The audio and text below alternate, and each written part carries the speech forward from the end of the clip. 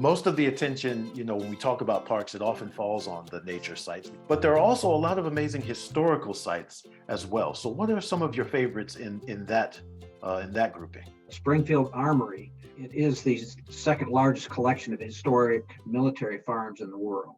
The firearms there, some of them have been taken right off the Civil War battlefield.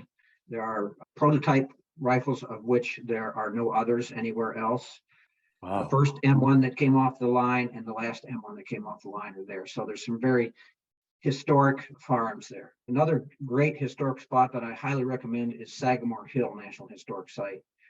The Sagamore Hill was built 1884, finished in 1885 by President Theodore Roosevelt. The house is about 95% original to when he lived there. Hmm.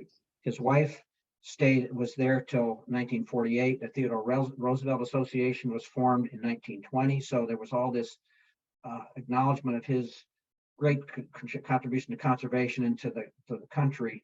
When you walk into his study, you're seeing his study. When you walk into the North Room, which actually was added on when he was president, he used it for summer White House, you're seeing what he saw when he came to work in the morning. So it's a great place.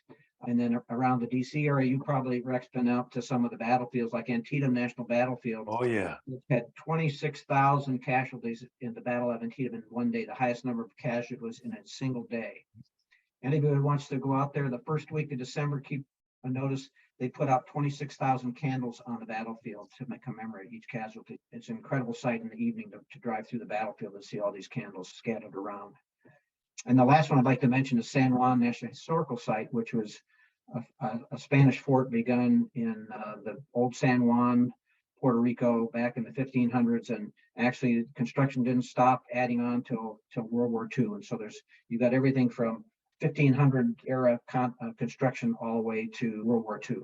Very scenic, very interesting, quite a different piece of history there. Okay, great. Yeah, that's a really good mix.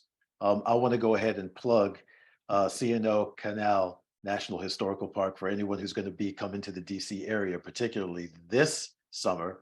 There will be boat tours going on, canal boat tours, which you can actually go into and experience going up or down a historic lock from the 1800s. So if that sounds cool to anyone, taking a nice leisurely boat ride up and down the CNO Canal and learning a little bit about some of the history through costumed interpretation, I definitely recommend folks check that out as well.